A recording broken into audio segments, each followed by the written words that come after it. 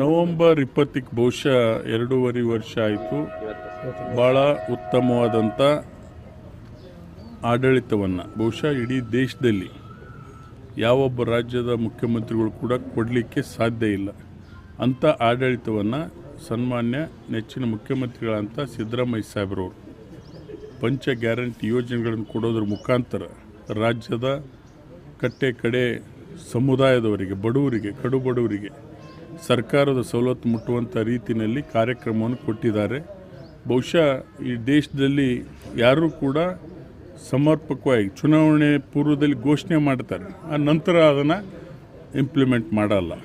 So ನಮ್ಮ ರಾಜ್ಯದಲ್ಲಿ ಏನು ಚುನಾವಣೆ ಪೂರ್ವದಲ್ಲಿ ಘೋಷಣೆ ಮಾಡಿದ್ರು ಅದನ್ನು ಸಂಪೂರ್ಣವಾಗಿ ಇವತ್ತು 30 ತಿಂಗಳ ಕಾಲ ಪಂಚ ಗ್ಯಾರಂಟಿನ ನಡೆಸಿಕೊಟ್ಟಿದ್ದಾರೆ, ಮುಂದೆ ಕೂಡ ನಡೆಸ್ತಾರೆ.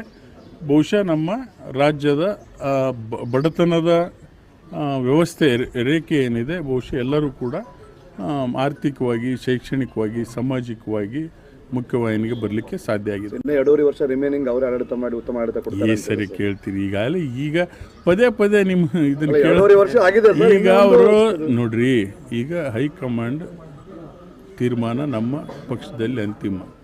ಈಗಾಗಲೇ ಎಲ್ಲರೂ ಕೂಡ ನಿಮ್ಗೆ ಹೇಳಿದ್ದಾರೆ 5 ವರ್ಷ ಸಂಪೂರ್ಣ CM ಅಂತ ಹೇಳಿದರೆ ಪದೇ ಕೇಳೋದ್ರಿಂದ ಇದೇನಾಗ್ತದೆ, ಎಲ್ಲ ಸಚಿವರುಗಳು ಎಲ್ಲರೂ ಹೇಳಿದ್ದಾರೆ. ಅದನ್ನು ಇನ್ನೊಂದು ಅರ್ಥ ಕಲ್ಪಿಸ್ತಕ್ಕಂಥದ್ದು ಬೇಡ. ನಾವು ಟಿ ವಿಲಿ ನಿಮ್ಮ ಮಾಧ್ಯಮದಲ್ಲಿ ನೋಡಿ ಜನರಿಗೆ ಬೇರೆ ಇಲ್ಲನಪ್ಪ ಅನ್ನೋ ರೀತಿ ಆಗಿದೆ. ಅತಿ ಹೆಚ್ಚು ದೇವರಾಜ್ ಅವರು ಸ್ಟೇಟ್ಮೆಂಟ್ ಈಗ ಇನ್ನು 55 ಡೆಫಿನೆಟ್ಲಿ ಮಾಡ್ತಾರೆ. ಹೈಯೆಸ್ಟ್ ಬಜೆಟ್ ಮಂಡನೆ ಮಾಡಿದ್ದು ದಾಖಲೆ ಆಗ್ತದೆ, ಅವಧಿ ಮಾಡಿದ್ದು ದಾಖಲೆ ಆಗ್ತದೆ. ಈಗ ನೋಡ್ರಿ, ಅವರು ಸ್ಪಷ್ಟಪಡಿಸಿದ್ದಾರೆ, ಅದನ್ನು ಪದೇ ಹೇಳ್ತಕ್ಕಂಥದ್ದು ಬೇಡ. ನಮ್ಮ ಸೀನಿಯರ್ ಲೀಡರ್ಸ್ ಅನೇಕ ಮಿನಿಸ್ಟರ್ಸ್ಗಳು ಹೇಳಿದ್ದಾರೆ, ಹೈಕಮಾಂಡ್ ಹೇಳಿದೆ, ಎಲ್ಲರೂ ಹೇಳ್ಯಾರ. ಅದು ಗೊಂದಲ ಸೃಷ್ಟಿ ಮಾಡೋದು ಬೇಡ. ಆಡಳಿತ ಅಂತದಕ್ಕೆ ನೀವು ಸ್ವಲ್ಪ ಜನರಿಗೆ ಏನು ಕಾರ್ಯಕ್ರಮಗಳು ಹುಟ್ಟಿದಾರಲ್ಲ ಅದನ್ನು ಸ್ವಲ್ಪ ಅವೇರ್ನೆಸ್ ಮೂಡಿಸ್ತಕ್ಕಂಥ ಕೆಲಸ ಮಾಡಿರಿ. ಡೆಫಿನೆಟ್ಲಿ ಮುಂದೆ ಒಳ್ಳೇದಾಗ್ತದೆ. ಅಲ್ಲ ಸರ್, ತಾವು ಕೂಡ ದೆಹಲಿಗೆ ಹೋಗಿದ್ರಿ, ದೆಹಲಿಯಲ್ಲಿ ಒಂದು 2-3 ದಿನ ಇದ್ರಿ, ಸಚಿವ ಸಂಪುಟ ವಿಸ್ತರಣೆ ಅಂತ ಹೇಳ್ತಿದ್ದಾರೆ ಸರ್, ಏನು ಹೇಳ್ತೀರಿ? ಈಗ ಡೆಲ್ಲಿನಲ್ಲಿ ನಮ್ಮ ಸಂಸದರಿಗೆ ಹೊಸ ಬಿಲ್ಡಿಂಗ್ ಕೊಟ್ಟಿರೋದ್ರಿಂದ ಸೊ ಅದಕ್ಕೆ ಹೋಗಿದ್ದೆ, ಆ ಇಶ್ಯೂಗೆ ಹೋಗಿದ್ದೆ. ಅದಕ್ಕಿನ್ನೊಂದು ಅರ್ಥ ಕಲ್ಪಿಸೋದೇನು ಬೇಡ. ಸೂಕ್ತ ಸಂದರ್ಭದಲ್ಲಿ ಏನು ತೀರ್ಮಾನ ಆಗ್ತದೆ ನಿಮ್ಮ ಮುಂದೆ ಚರ್ಚೆ ಮಾಡಿ.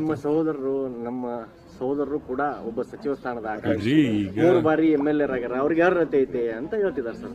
ತಪ್ಪೇನಾಯ್ತು? ಈಗೇನಾದರೂ ರೀಶಫಲ್ ಆದರೆ ಕೇಳ್ತೀವಿ, ತಪ್ಪೇನು? ಆ ಥರ ಅಲ್ಲ. ಬಟ್ ಅಲ್ಟಿಮೇಟ್ಲಿ ಹೈಕಮಾಂಡ್ ಡಿಸಿಷನ್ ಅಂತಿಮ. ನೀವು ಸಚಿವ ಸ್ಥಾನದ ಆಕಾಂಕ್ಷಿ ಸರ್. ನೋಡ್ರಿ, ಈಗ 3 ಸತಿ ಎಲೆಕ್ಟ್ ಆಗಿದ್ವಿ, ಜನರ ನಿರೀಕ್ಷೆ ಇದೆ, ಕೆಲಸ ಮಾಡಬೇಕು, ಹೆಚ್ಚು ಕೆಲಸ ಮಾಡ್ತಕ್ಕಂಥ ಉತ್ಸಾಹ ಇದೆ. ಸೊ ಮಾಡಿರ್ತ ಕೇಳ್ತೀವಿ. ಅಲ್ಟಿಮೇಟ್ಲಿ ನಾಯಕರ ಡಿಸಿಷನ್ನು, ಹೈಕಮಾಂಡ್ ಡಿಸಿಷನ್. KMF ಅಧ್ಯಕ್ಷ ಸ್ಥಾನ ಏನಾಗುತ್ತೆ? ನಂಜೇಗೌಡರು ಕೂಡ ನನಗೆ ಅಧ್ಯಕ್ಷ ಸ್ಥಾನ ಕೊಡಬೇಕಿಲ್ಲ ಅಂದರೆ ಸಚಿವ ಸ್ಥಾನ ಕೊಡಬೇಕು ಅಂತ ಡಿಮಾಂಡ್ ಇಟ್ಟಿರ್ತಾರೆ. ಈಗ ಅದು ಪ್ರಸಂಗ ಬಂದಾಗ ಡೆಫಿನೆಟ್ಲಿ ಬಂದಾಗ ನಿಮ್ಮ ಊಟ ಹಂಚಿಗೆ ಅಂತೀನಿ. ಏನೇ ನಮ್ಮಲ್ಲೇನೆ ಕಾಂಪಿಟೇಷನ್ ಸೃಷ್ಟಿ ಮಾಡಬೇಡ್ರಿ. ನಮ್ಮಲ್ಲಿ ಒಂದು ಸೋಷಿಯಲ್ ಮೀಡಿಯಾದಾಗ ಭಾಳ ವೈರಲ್ ಆಗ್ತಿದೆ ಸರ್ ವಿಡಿಯೋ, ನೀವು DK ಶಿವಕುಮಾರ್ ಅವ್ರ ಜೊತೆ ಮಾತಾಡೋದು. ಈ ಕಾಮನ್ ಅದೇನು, ಈಗ ನಮ್ಮ ಉಪಮುಖ್ಯಮಂತ್ರಿಗಳಿದ್ದಾರೆ, ಮಾತಾಡಿ ತಪ್ಪ, ಅದು ಚರ್ಚೆ ಮಾಡೋದ್ರಲ್ಲಿ ತಪ್ಪೇನಿದೆ? ಸಚಿವರುಗಳ ಜೊತೆನೂ ಚರ್ಚೆ ಮಾಡ್ತೀವಿ. ಈಗ ಬುಧವಾರ ದಿನ ಜಾರ್ಜ್ ಸಾಹೇಬರು ಬರ್ತಾ ಇದ್ದಾರೆ, ಡೆವಲಪ್ಮೆಂಟ್ ಬಗ್ಗೆ ಚರ್ಚೆ ಮಾಡಲ್ವಾ?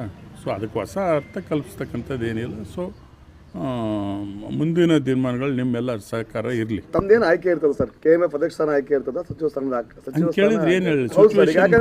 ಸರ್ ಈಗ ನೋಡಿ ಸರ್, ಈಗ ಏನು ತಮ್ಮ ಆಯ್ಕೆ ಯಾವ್ದಾಗಿಲ್ರಿ? ಈಗ ಯಾವ್ದು ಚುನಾವಣೆ ಬಂದ್ರೆ ಅದ್ರ ಬಗ್ಗೆ ಮಾತಾಡ್ಬೇಕು. ನಿಮ್ ಜೊತೆಗೆಲ್ಲ ಹಂಚ್ಕೊಂತೀನಿ ನಡ್ರಿ ಬಂದಾಗ.